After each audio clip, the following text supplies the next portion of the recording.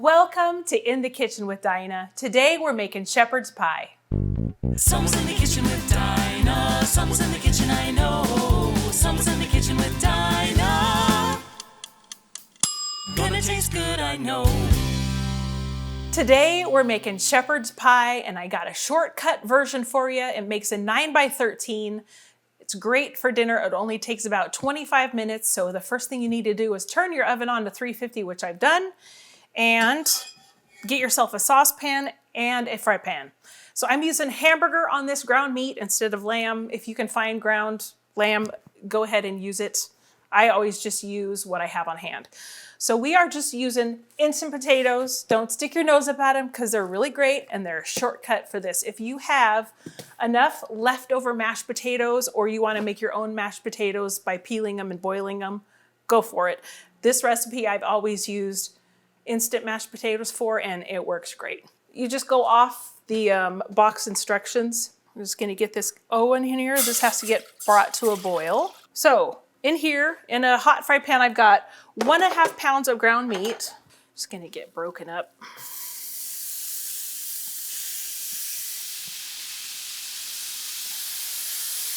So I've got my 1.5 pounds of ground meat. If you only have a pound, that works fine. We're going to just put some minced onion in there.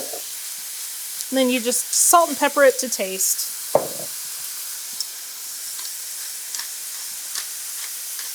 It's quite a workout.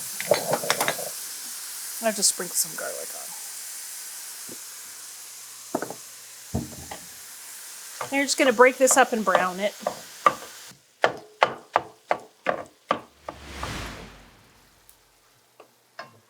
So we about have all of our beef browned here. We got our onion and all our spices. And now we are going to drain off that grease before we add more goodies to it.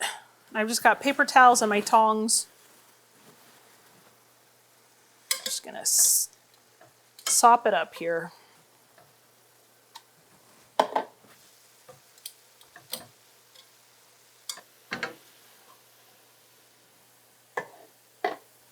All right, so we have that done.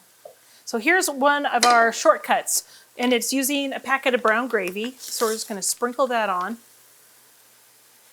Because this is pretty much meat, potatoes, and gravy, which who doesn't love that? We're gonna put our cup of water in there. A squirt of ketchup, probably like a good tablespoon or so. I don't know, I just go like that and call it good. And about 3 tablespoons of Worcestershire sauce. And we're just gonna let this sit and simmer.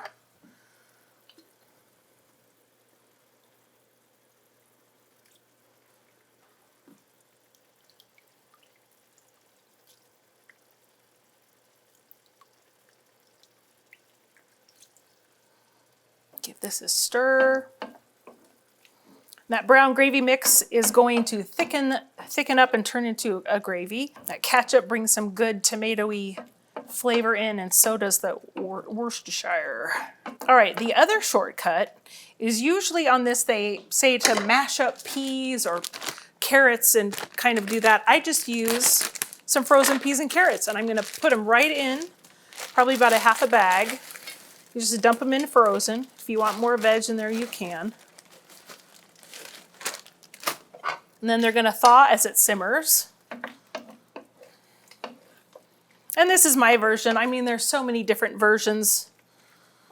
If you could want to add some corn, you could add corn to the peas and carrots too. No, the weather here in our area, I think today's our last 80-degree day, and I think the highs this next week are gonna be in the 60s. So it's gonna be nice to come home and have some hearty, what do you want to call it, comfort food.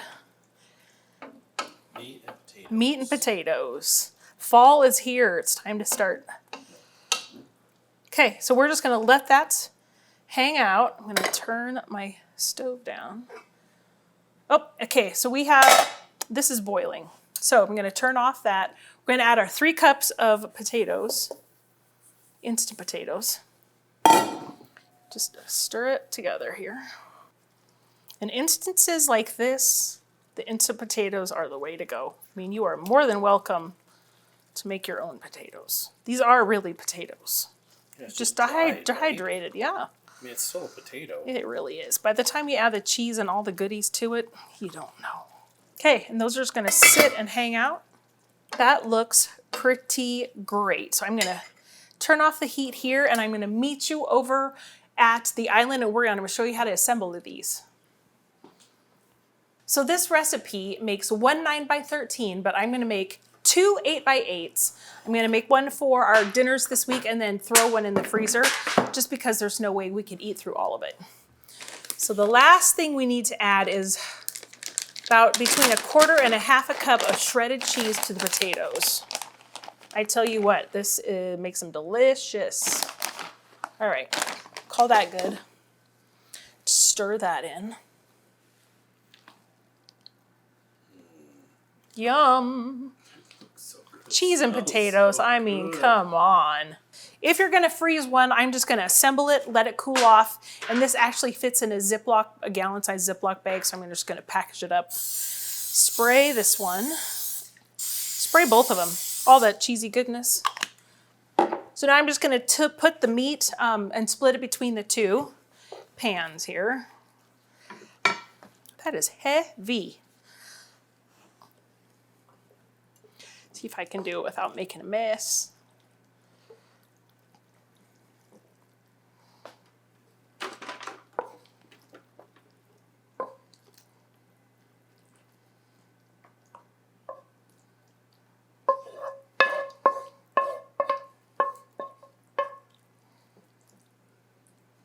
All right, that looks good.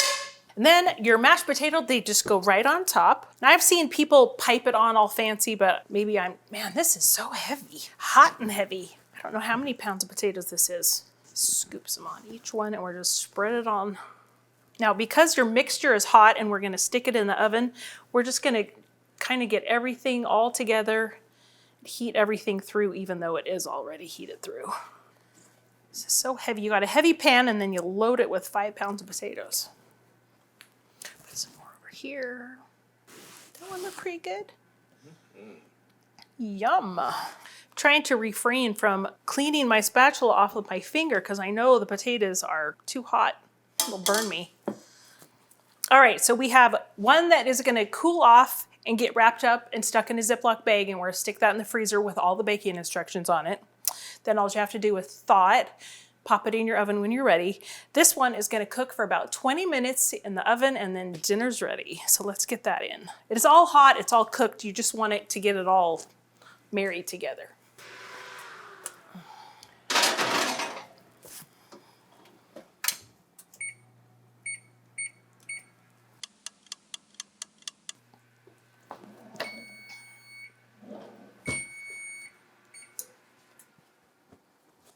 Here we go. Woo, look at that bubbling.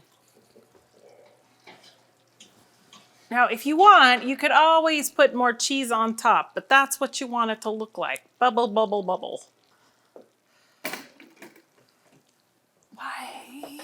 All right, so we have this one hot out of the oven. Woo, that's hot. You're gonna wanna wait probably 5 minutes for this to cool down, just a minute before you serve it up. And then this one, as soon as it's cool, actually this one is cool. I'll show you how that one still is hot. I'll show you how I do it anyway. Get a gallon-sized Ziploc bag and a Sharpie. Just label the bag up. Put the date on it, because this can sit in the freezer for 3 months.